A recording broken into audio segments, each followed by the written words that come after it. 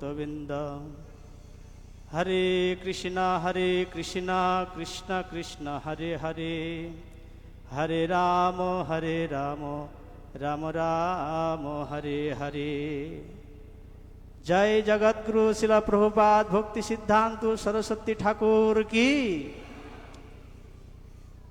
শ্রী শ্রী গুরু গৌরাঙ্গ জয় যুক্ত হোক, জয় যুক্ত হোক বিশ্ববন্দিত আকর মঠরা শ্রী চৈতন্য মঠের বর্তমান মঠাচার্য ভক্তি স্বরূপ সন্ন্যাসী গোস্বামী মহারাজ এবং মঞ্চাসীন আচার্যবৃন্দ, ত্রিদণ্ডী পাদগণ এবং সভায় উপস্থিত সুধী সজ্জন ভক্তবৃন্দ, মাতৃবৃন্দা, সকলকে জানাই আমার যথাযথ সম্মান এবং দণ্ডবত প্রণাম। মহাজনগণ বলেছেন, শ্রী গৌরাঙ্গ পারিষদ ঠাকুর ভকতি বিনাথ দীনহীন পতিতের বন্ধু, কলিতম বিনাশিতে আনিলেন অবনীতে তোমা অকলঙ্ক পূর্ণ ইন্দু। অর্থাৎ ভক্তি সিদ্ধান্ত সরস্বতী ঠাকুর তিনি এই জগতের কলঙ্ককে দূর করবার জন্য, জগতের অন্ধকারকে দূর করবার জন্য সচ্চিদানন্দ ভক্তি বিনোদ ঠাকুর তিনি প্রার্থনা করে নিয়ে এসেছিলেন। আজকে ব্যাস পূজা বলতে এই জগতের মানুষ, সাধারণ মানুষ, তারা কাকে বুঝে?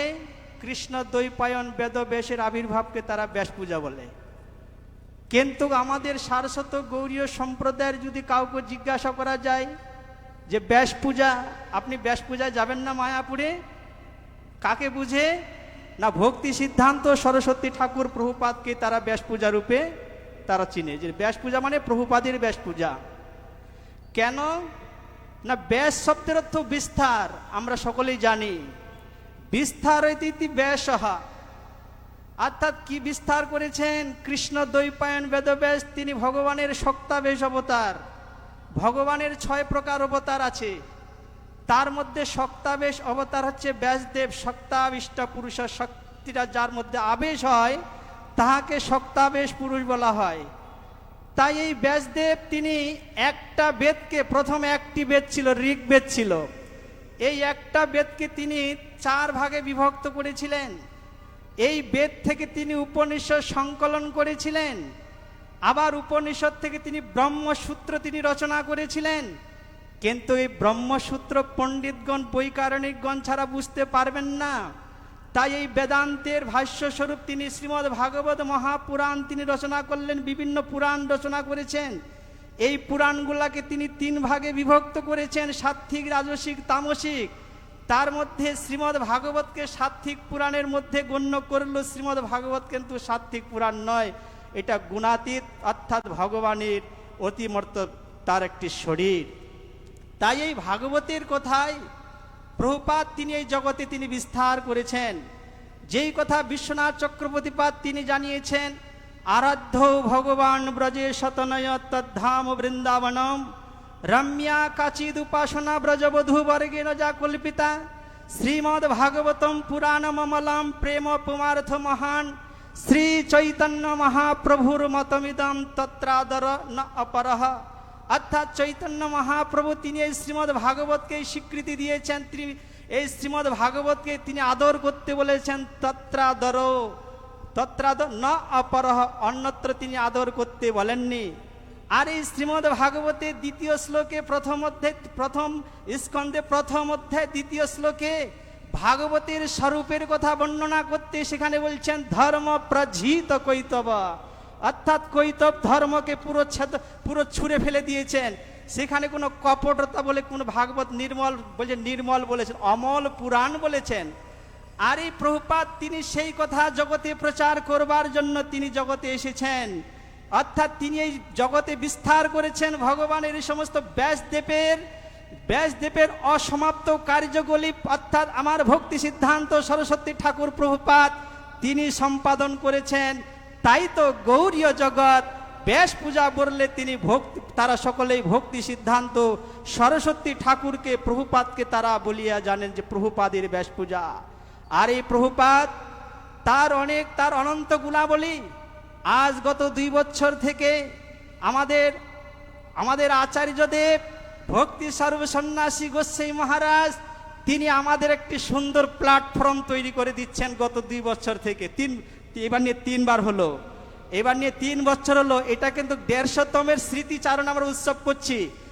প্রভুপাদের আবির্ভাব হচ্ছে পরশুদিন পঞ্চমী তিথিতে, কিন্তু মহারাজ কৃপা পরবশ হয়ে আমাদের উপর করুণা করে তিনি আমরা যেন প্রভুপাদের অতিমর্ত গুণাবলী যেন শ্রবণ করবার সুযোগ লাভ করি, তাই তিনি ব্যবস্থা করে দিয়েছেন। শুধু একদিনের জন্য নয়, 2 দিন 3 দিন আমাদের প্রভুপাদের কথা শ্রবণ করবার সুযোগ দিয়েছেন। প্রভুপাদের অনন্ত গুণাবলী, একটি বৃহৎ পুষ্প বৃক্ষে যদি আমরা যাই, ওই পুষ্পগুলা যদি সেখানে সুন্দরভাবে ফুটে থাকে, তখন আমরা কি মনে করব, কোন পুষ্পটা আগে চয়ন করব, কোন ফুলটা আগে তুলব। তাই প্রভুপাদের অনন্ত গুণাবলী, যে সমস্ত ত্রিণ্ডিপাদগণ এখানে উপস্থিত আছেন, তারাও মনে মনে যখন এরকম মাইকের সামনে দাঁড়ান, তাদেরকে যখন কিছু বাক পুষ্পাঞ্জলি কিংবা প্রভুপাদের কথা যখন বলবার জন্য বলা হয়, তখন তারাও খুঁজে পারে যে কোন ফুলটা, অর্থাৎ প্রভুপাদের কোন কথাটা আগে বলবো, কোনটা আগে চয়ন করব। প্রভুপাদের অনন্ত গুণাবলী বলছেন এরকম, আকাশের নক্ষত্র যদি গুণে শেষ করা যায়, পৃথিবীর ধূলিকণা যদি গুণে শেষ করা যায়, কিন্তু প্রভুপাদের অনন্ত গুণাবলী কখনো বর্ণনা করে শেষ করা যাবে না। কেননা প্রভুপাদ তিনি নিজে তার পরিচয় দিয়েছেন। যখন পুঞ্জবিহারী বিদ্যাভূষণ প্রভু তিনি যখন বিদেশে ছিলেন, সেই সময় হৃদয় বিদারক একটি চিঠি প্রভুপাদ তিনি কুঞ্জবিহারী বিদ্যাভূষণ প্রভুকে তিনি দিয়েছিলেন। সেই চিঠিটার মধ্যে তিনি লাস্টে তিনি বলেছেন যে আমি কে। সেখানে তিনি চিঠিটার মধ্যে লিখছেন, শ্রী বৃষভানু নন্দিনীর কোন একটি অনিপুণা গোপললনাকে নয়নমণি মঞ্জুরি বলিয়া ডাকেন এবং সর্বদা নিজের কাছে রাখিতে চান। তিনি কি পরিচয় দিল? বলছেন বৃষভানু নন্দিনী, মানে রাধারানীর কথা বলছেন। বলছেন বৃষভানু নন্দিনী, শ্রীমতী রাধার নয়ন বৃষভানু নন্দিনী, বলছেন তিনি অনিপুণা। বলে আমি সেখানে নিপুণা, নিজেকে ধন্যতা স্বীকার করছেন প্রভুপাদ দিয়ে মঞ্জুরি স্বরূপা। তিনি বলছেন অনিপুণা গোপল ললনাকে তিনি নয়নমণি মঞ্জুরি বলিয়া ডাকেন এবং সর্বদা নিজের কাছে রাখিতে চান। কিন্তু সেই মূঢ়া প্রতিবঞ্চনাকারী যে নানা প্রকার বিষয়কারী যে সময়ে যাপন করেন, কিন্তু পরম সুশোভনা বিমলা মঞ্জুরি বিনোদিনীর সঙ্গ বিমুখ হইয়া নয়নমণির সঙ্গ দূরে পরিত্যাগ করবার প্রয়াস পাইয়াছে। এইভাবে মানে গুরু এবং শিষ্যের সম্পর্কটা কীরকম হওয়া চাই, গুরু এবং শিষ্যের সম্পর্কটা যে নিত্য, এবং সেটা কুঞ্জবিহারী বিদ্যাভূষণ প্রভুর দ্বারাই তিনি এই জগতে প্রকাশ করেছেন। কুঞ্জবিহারী বিদ্যাভূষণ প্রভুর স্বরূপের কথা, অর্থাৎ সে ভক্তি সিদ্ধান্ত সরস্বতী ঠাকুর প্রভুপাদ তিনিই সেটা প্রচার করে গিয়েছেন, তুমি বিমলা মঞ্জুরি। প্রভুপাদ বলেছেন, তাহলে প্রভুপাদ তিনি এই জগতের কেউ তিনি ছিলেন না। এই জগতে আমি যদি একটি মহৎ কার্য সাধন করি, তা আমার যদি কিছু মহৎ গুণ থাকে, আমার চেয়েও যাদের অনেক গুণ আছে, অনেক মহৎ গুণ আছে, ওই সমস্ত ব্যক্তিগণ আমাকে পুরস্কৃত করবে। এরকম আমি যদি কিছু মহৎ কার্য সাধন করে থাকি, আমার চেয়েও শ্রেষ্ঠ ব্যক্তিগণ আমাকে পুরস্কৃত করবে। অর্থাৎ এই জগতে কিন্তু প্রভুপাদ ভক্তি সিদ্ধান্ত সরস্বতী ঠাকুর তাকে কে পুরস্কৃত করেছেন? তাকে স্বয়ং জগৎপতি জগন্নাথ তাকে পুরস্কৃত করেছেন, তাকে আচার্য করেছেন, তাকে গলায় মালা পরিয়ে দিয়ে বলেছেন আমি তোমাকে জগতের আচার্য বানিয়ে দিলাম। তাহলে প্রভুপাদ এহেন অতিমর্ত মহাপুরুষ তিনি জগতে এসেছিলেন। তার প্রচারের বৈভব বাণী যখন আমরা পড়ব, তার প্রচারের বৈভব মালা যখন আমরা শ্রবণ করব, তখন সেই প্রভুপাদ, তখন আমরা বুঝতে পারবো প্রভুপাদ তো কেবল সাধন সিদ্ধ পুরুষ ছিলেন না এই জগতের, প্রভুপাদ তিনি ছিলেন নিত্য সিদ্ধ মহাপুরুষ। তাই শুধু সজ্জন ভক্তবৃন্দ আপনারা সকলে এসেছেন।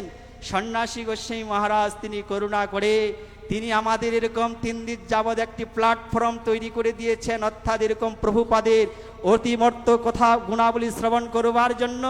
তাই আমিও অনেক কৃতার্থ হয়েছি যে মহারাজ এইভাবে সুযোগ প্রদান করে আমরা যে প্রভুপাদের শ্রীপাদ পদ্মে বাক পুষ্পাঞ্জলি করবার সুবর্ণ সুযোগ লাভ করেছি।